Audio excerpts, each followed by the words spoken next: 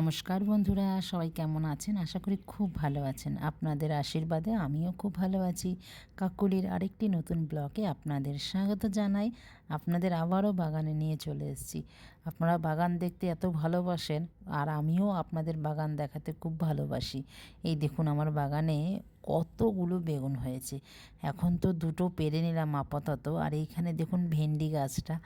আমি কি করে ভেন্ডি পারি বলুন তো?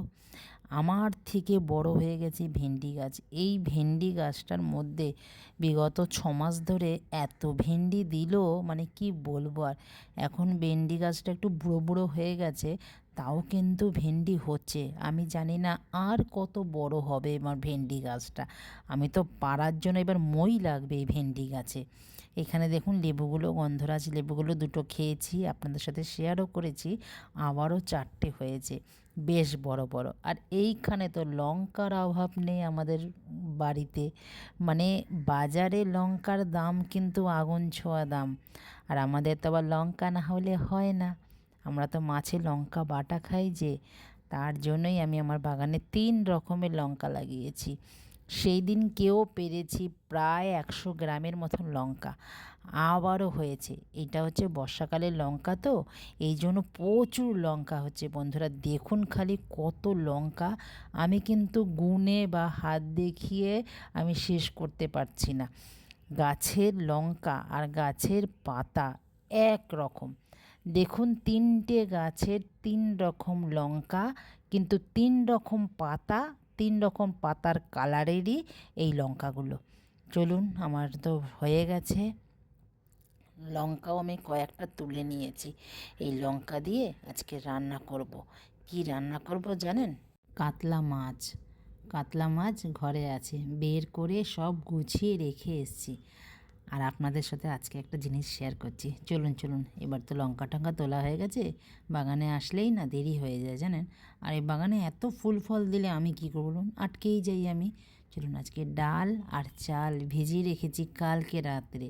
আজকে খাবো চাপটি। কে কে এই চাপটির সাথে পরিচিত আমাকে কিন্তু কমেন্টে জানাবেন। আমার মতন বাঙাল কে আছেন? দেখুন এখানে চাল আমি ভিজিয়ে রেখেছি রাত্রেবেলায়। আর এখানে অনেক রকমের ডাল, মুসুর ডাল, মুগ ডাল আর মটর ডাল।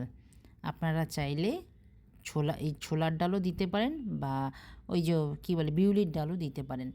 তো আমি 3 রকম ডাল ছিল, বিউলির ডালটা ছিল না। বিউলির ডাল দিলে না আটু টেস্ট হয় মনে হচ্ছে তাই। কিন্তু এতেও যে টেস্ট কম হবে তা কিন্তু নয়, এতেও বেশ ভালো টেস্ট হয়। আমার মা তো খুব খাওয়াতো এই চাপটি। আমার মা খুব ভালোবাসে চাপটি খেতে, আর আমরাও খুব ভালোবাসি। আমার মেয়েটা আবার খেতে চায় না জানেন এই চাপটি টাপটি। আপনাদের দাদা তো বাংলাদেশের লোক, আমরাও তো বাংলাদেশের লোক, তো খাই আমরা এইসব। পূর্ব বাংলার, আমাদের গায়ে তো পূর্ব বাংলার রক্ত আছে, যেহেতু আমাদের ঠাকুমারা বা দাদুরা সব তো বাংলাদেশের। আমরা এখানে জন্ম হলে কি হবে, আমাদের তো রক্ত বাংলাদেশেরই। তো চলুন, এর মধ্যে দিয়েছি আদা, কাঁচা লঙ্কা, নুন দিলাম, দিয়ে একটু ভালো করে পেস্ট করে নিয়েছি। নিয়ে একটু সামান্য চিনি দিলাম, দিয়ে একটু নুনটা চেখে আবার দেখে নিলাম, তখন আর নুনটা হয়নি। দিয়ে একটা ভালো করে ব্যাটার তৈরি করে নিলাম। নিয়ে এবার একটুখানি নেড়ে দিলাম। দেখুন ব্যাটারটা একদম না হবে পাতলা, না হবে একদম মোটা গাঢ়, একদম যেমনি ইডলি করা হয়। এটা ধোসাই বলতে পারেন। এটা হচ্ছে বাঙালদের ধোসা। আর যারা নাকি ধোসা খায় সেটা তো উড়দ ডাল দিয়ে হয়, এটাও কিন্তু ঠিক মচমচে, একদম কড়মড়। এই ব্যাটারটা দিয়ে অনেক রকমের খেতে পারেন, কিন্তু ওই একটা জিনিস বানিয়ে রাখলে 2-3টে আইটেম কিন্তু রান্না করাই যায়। এই ব্যাটারটা আবার বেঁচে গেলে আমি আবার কি করব, বড়া ভেজে খেয়ে নেব। একটু দিয়ে দিলাম ঘি। ঘি দিয়ে এবার একটু ভালো করে তাওয়াটাকে ব্রাশ করে নিলাম। দিয়ে এবার এরকম করে দিয়ে দিলাম। একটা চামচের সাহায্যে দিতে পারেন। আমার মা তো দিয়ে কী করতো, হাত দিয়ে ঘোরাতো। তো আমি আর হাত দিয়ে ঘোরাইনি। যদি হাতে ছ্যাঁকা লেগে যায় বলুন, আমার মা পারবে বলে আমি পারবো তার কোনো মানে আছে? তো আমি কিন্তু চামচ দিয়েই ঘুরিয়ে নিয়েছি। এবার উল্টে দিলাম। দেখেছেন এমন খাস্তা হয়েছে, আমার চাপটি চলে যাচ্ছে অন্য জায়গায়। তো হয়ে গেছে আমার চাপটি, আরেকটা দিয়ে নিই। আর গন্ধ, এত সুন্দর গন্ধ উঠেছে, আর খাওয়ার জন্য মন খালি হাই হাই করছে। চলুন খেয়ে নিই।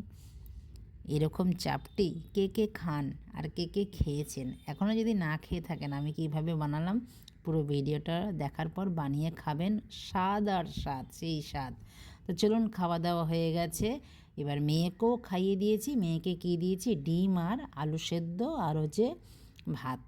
আলু সেদ্ধ মেয়ে খেতে চায় না, অবশ্য আমি একটুখানি দিয়েছি। আর এখানে মাছ সব রেখে নিয়েছি, এবার মাছ রান্না করব।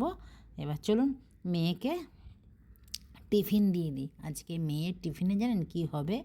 ও আজ বলেছে, ওদের বলে আজকে কম্পিটিশান না কি জানি না, ওদের বলে আজকে নিয়ে যেতে হবে মানে আগুনের ছাড়া, মানে ফায়ার ছাড়া যে খাবার আছে সেগুলো নিয়ে যেতে হবে। এবার এটাতে আমি কী, ও ওইখানে বানাবে। তো আমি এখন এগুলো গুছিয়ে দিই, ও তো আর পারবে না এগুলো। ও বললো মা ভেলপুরি বানাবো আমি। আমি চলো বানিয়ে দেবে, মানে স্কুলে বানাবে টিফিন টাইমে, ম্যামরা দেখবে।